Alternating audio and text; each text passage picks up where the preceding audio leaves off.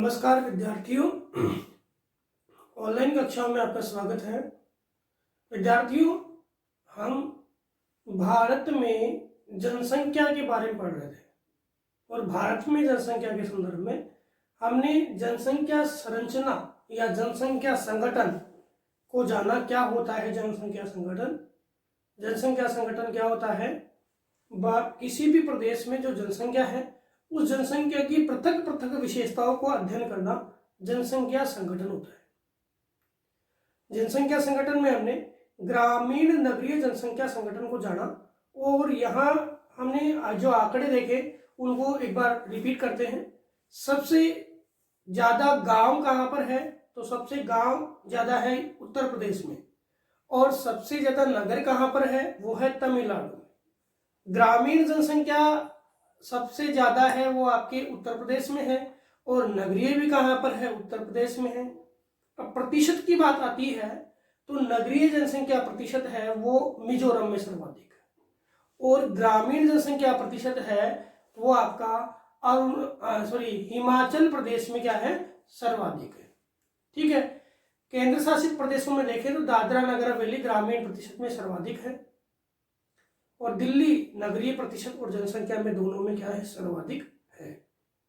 अब हम बात करते हैं कि जो ग्रामीण क्षेत्रों से लगातार लोग पलायन कर रहे हैं और किधर जा रहे हैं? नगरीय क्षेत्रों की ओर। भारत में जो ग्रामीण क्षेत्र था उसमें जनसंख्या का प्रतिरूप या जनसंख्या का स्वरूप है धीरे धीरे घट रहा है, धीरे धीरे घट रहा है। आपकी 72% जनसंख्या आपके 2001 में थी और घट करके 68% जनसंख्या होगी। मतलब 10 वर्षों में आपकी 4% जनसंख्या कम होगी। और पिछले दशकों की तुलना करें तो लगातार जनसंख्या में जो ग्रामीण प्रतिशत है वो लगातार घट रहा है। अब इस ग्रामीण प्रतिशत के घटने के क्या कारण है और किस कारण से नगरीय क्षेत्रों में जनसंख्या का प्रतिशत बढ़ रहा है, जनसंख्या बढ़ रही है? तो प्रश्न आपके सामने आता है कि नगरीय, देखो हम क्वेश्चन जो है वो वीडियो के माध्यम से डिस्कस कर रहे हैं। जो क्वेश्चनिंग यही से आपकी जो मैं प्रश्न बोलता जा रहा हूं, वीडियो को देख देख कर जो प्रश्न आ रहा है उसको नोट डाउन करते जाए। सारे प्रश्न में वीडियो के अंदर आपके चल रहे हैं। इसके अंदर छोटे से छोटे प्रश्न और बड़े से बड़े प्रश्न को मैं बता रहा हूं। जैसे आज का प्रश्न है कि नगरीय जो जनसंख्या है उसमें, नगरीय जनसंख्या में वृद्धि के कौन कौन से कारक हैं?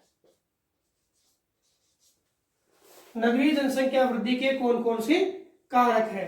तो हमें ये पता है कि भारत में 31.16% तो नगरीय है 2011 के अनुसार, और 68.84% क्या है?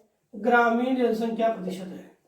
68.84 क्या है? ग्रामीण जनसंख्या प्रतिशत है। और वैसे टोटल पूछे तो आपके 833 मिलियन, 800, ये प्रश्न आपके आ सकता है, 833 मिलियन तो है आपके ग्रामीण, 833 मिलियन तो क्या है? ग्रामीण जनसंख्या, और 377 मिलियन जो है वो आपके है नगरीय जनसंख्या। 377 मिलियन क्या है? नगरीय जनसंख्या। दो प्रश्न आपके सामने हो रहा है कि कितने प्रतिशत? तो 31.16% अर्बन है और आपके 68.84% विलेजर है, जिसमें आपकी इन विलेजर जनसंख्या की बात करें तो 833 मिलियन है, और आपके अर्बन की बात करें तो 377 मिलियन जो है जनसंख्या पाई जाती है। अब इसके बाद हम देखें कौन कौन से कारण है। देखो दोनों प्रश्न आपके सामने आ गए और दोनों प्रश्न क्लियर भी हो गए होंगे कि 833 मिलियन तो है, लगभग 833 मिलियन का क्या मानो 83 करोड़, लगभग 83 करोड़ तो क्या है आपके 83.30 करोड़ तो क्या है आपके ग्रामीण, और 37.70 जो 7 है वो क्या आपके नगरीय। अब मैं बात करूं कौन कौन से रीजन है, कौन कौन से कारण है। तो सबसे पहला कारण है कि गांवों में क्या है, रोजगार का अभाव है।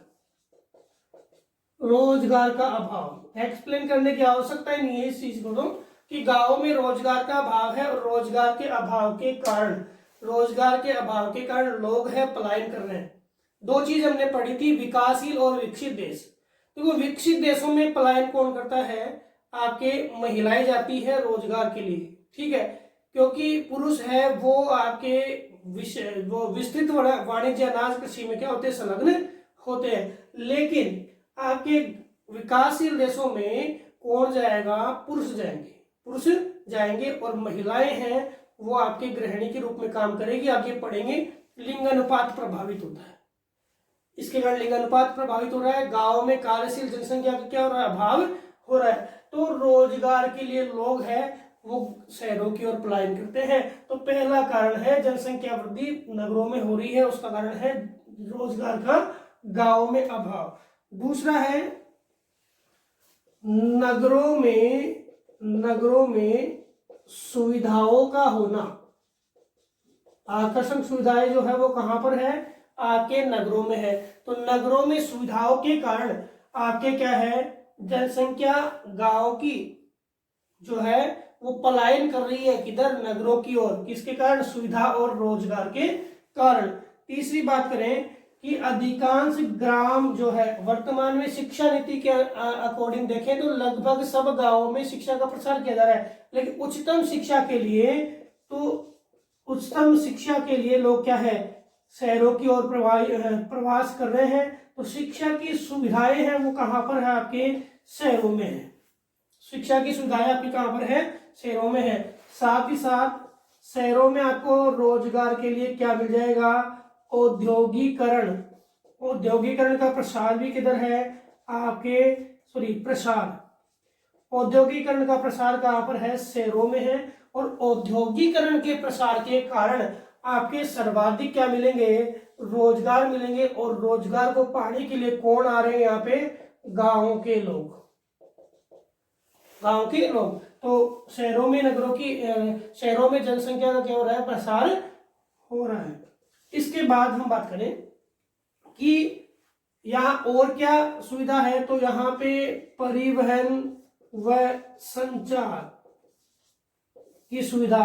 कुल मिला के बात हम सभी को एक पॉइंट में लेके बात करें तो यहाँ पे आकर्षण के जो कारण है, जो जनसंख्या को आकर्षित करने वाले कारक हैं वो सर्वाधिक मात्रा में मिलते हैं, उचित कारक मिलते हैं, जिसके कारण लोग सर्वाधिक मात्रा में क्या है, गांवों की ओर से शहरों की ओर पलायन करते हैं, जिसके कारण नगरीय जनसंख्या में क्या होती है, वृद्धि होती है। इसके अलावा और सबसे बड़ा रीजन क्यों छोड़ के जा रहे साहब, ये इसको छोड़ने का कारण है कि आपकी कृषि जो है, कृषि का अलाभकारी होना। तो पहले तो क्या था, कृषिगत सुविधाएं थी, हर क्षेत्र में जल स्रोत थे, और जो जनसंख्या थी उसके लिए पर्याप्त मात्रा में क्या थे, जो कृषि उत्पादक क्षेत्र थे, मतलब आपके खेत थे। लेकिन जनसंख्या जैसे बढ़ी, खेतों का हो गया बंटवारा, जोतों का आकार हो गया छोटा। अब जोतों का आकार छोटा हो गया तो वहां कृषि उत्पादन करना एक परिवार के लिए बड़ी समस्या उत्पन्न हो गई। पर किसके लिए, आपके कृषि उत्पादन के लिए, एक परिवार के लिए एक बड़ी समस्या सामने आ गई, और इसके कारण वह अपने परिवार का गुजारा करने में असमर्थ हो रहा था। इस कारण से लोग हैं इस कृषि की अलाभकारी स्थिति को देखते हुए कहाँ जा रहे हैं, शहरों की ओर जा रहे हैं, जमीनों को बेच के, और कहाँ जा रहे हैं, शहरों की ओर जा रहे हैं। क्यों जा रहे हैं, क्योंकि यहाँ कृषि का जो उत्पादन था वो जोतों के आकार के छोटे होने के कारण, और दूसरी आपके जल स्रोतों के गहराई में चले जाने के कारण ये स्थिति उत्पन्न हुई है, जिसके कारण लोग हैं इस कृषि कार्य को छोड़ करके और दूसरे कार्यों में जा रहे हैं। दूसरी बात कि कृषि कार्यों की तुलना में आपके जो औद्योगिक क्षेत्र है यहाँ पे आय या आमदनी वो क्या होती है, अधिक होती है। इसके लिए भी लोग क्या है, इस कार्य को छोड़ करके उन क्षेत्रों में जाने के लिए शहरों की ओर पलायन कर रहे हैं। इसके अलावा और क्या हो सकता है, तो और है कि गांव में पहले चला करते थे कौन से उद्योग, लघु व कुटीर उद्योग, लघु व कुटीर उद्योग। तो आपके लघु और कुटीर उद्योग जो है ये दोनों ही बड़े उद्योगों के साथ प्रतिस्पर्धा करने के कारण क्या हो गए हैं, समाप्त हो गए हैं। लघु और कुटीर उद्योग दोनों ही क्या है, बड़े उद्योगों के साथ क्या कर रहे हैं, प्रतिस्पर्धा कर रहे हैं, और प्रतिस्पर्धा करते करते क्या हो गई, ये समाप्त हो गई। पहले क्या ये उद्योग भारत में सर्वाधिक मात्रा में परंपरागत तरीके से विकसित थे, लेकिन वर्तमान में बड़े उद्योगों का प्रचलन हो गया और मशीनीकृत रूप से वस्तुओं का निर्माण होने लगा। इस कारण से इन उद्योगों की प्राथमिकता है धीरे धीरे क्या हो गई, समाप्त हो गई। और इस प्राथमिकता के समाप्त होने के बाद गांव में रोजगार का पूर्णतः अभाव हो गया, और इस मौसमी बेरोजगारी से बचने के लिए ये लोग किधर जा रहे हैं, आपके औद्योगिक क्षेत्रों की ओर जा रहे हैं, और जनसंख्या का प्रसार नगरों में बढ़ रहा है। अब इस बढ़ते प्रभाव के कारण क्या क्या समस्या उत्पन्न हो सकती है, भाई ये नगरों में जनसंख्या बढ़ रही है, इसके कारण क्या समस्या उत्पन्न हो सकती है। तो मैंने अभी आपको एक बिंदु बताया कि एक तो इसमें क्या होगा, लिंगानुपात क्या होगा, प्रभावित होगा। गांव में लिंगानुपात ज्यादा और नगरों में लिंगानुपात क्या होगा, कम होगा, क्योंकि पुरुष प्रवास करेंगे। दूसरी बात क्या कि ये जो जनसंख्या नगरों में प्रवास कर रही है, तो इसके कारण क्या है, नगरीकृत समस्या उत्पन्न हो जाएगी। ठीक है, नगरीकरण समस्या में क्या, पर्यावरण प्रदूषण है, आवास की समस्या है, चिकित्सा की समस्या है।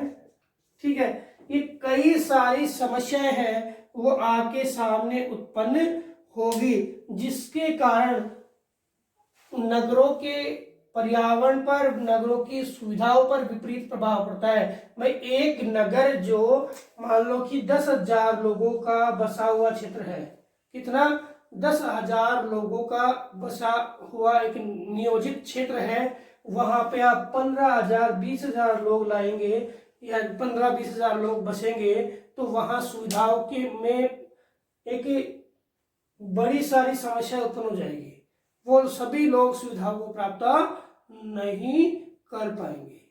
तो समझ में आ गया क्या कि नगरीय जनसंख्या है उसकी वृद्धि के कौन कौन से कारक है, और इन कारकों के कारण कौन कौन सी समस्याएं उत्पन्न हो सकती है। विद्यार्थियों, हमने जाना कि नगरीय जनसंख्या वृद्धि के कौन कौन से कारक है। 3 नंबर का प्रश्न बनता है, नगरीय जनसंख्या की वृद्धि के कौन कौन से कारण है।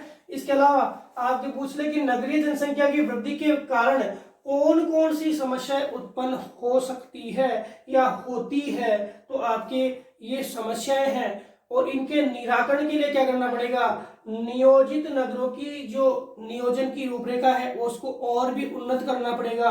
और सबसे मेन बात क्या है, इस व्यवस्था को सही करने के लिए हमें क्या करना पड़ेगा, गांवों में क्या करना पड़ेगा, रोजगार के साधन उपलब्ध कराने पड़ेंगे। और गांव में रोजगार के साधन उपलब्ध कराने के लिए गांव में हमें गांव के बाहरी और जो उद्योगों की स्थापना करनी पड़ेगी, गांव को डेवलप्ड करना पड़ेगा, किसके रूप में, कस्बे के रूप में। गांव में पर्याप्त सुविधाएं देनी पड़ेगी, कौन कौन सी, शिक्षा की, स्वास्थ्य की, परिवहन की, संचार की, और उनको कस्बों के रूप में क्या है, हमें रूपांतरित करना पड़ेगा, जिससे जो बड़े नगर है उन पे ग्रामीण जनसंख्या का दबाव नहीं पड़ेगा, और जो व्यवस्था है वो सारी व्यवस्था सही रहेगी और किसी प्रकार की समस्या उत्पन्न नहीं होगी। तो सबसे पहले गांव के अंदर अगर हम सुविधाएं देंगे तो लोग पलायन नहीं करेंगे, और पलायन नहीं करेंगे तो नगरों में किसी प्रकार की समस्या उत्पन्न नहीं होगी। तो विद्यार्थियों, हमने नगरीय जनसंख्या वृद्धि के कारण पढ़े, साथ ही साथ कौन कौन सी समस्या होती है, और इस समस्या को एकमात्र निराकरण है क्या कि गांव के अंदर हम जो रोजगार के स्रोत उपलब्ध कराएं, सुविधाएं उपलब्ध कराएं, शिक्षा, स्वास्थ्य, परिवहन, संचार, तो लोग वहां से पलायन नहीं करेंगे। इसके बाद आपके जो बिंदु आता है वो है लिंग अनुपात, जिसको हम अगले वीडियो के माध्यम से पढ़ेंगे। धन्यवाद।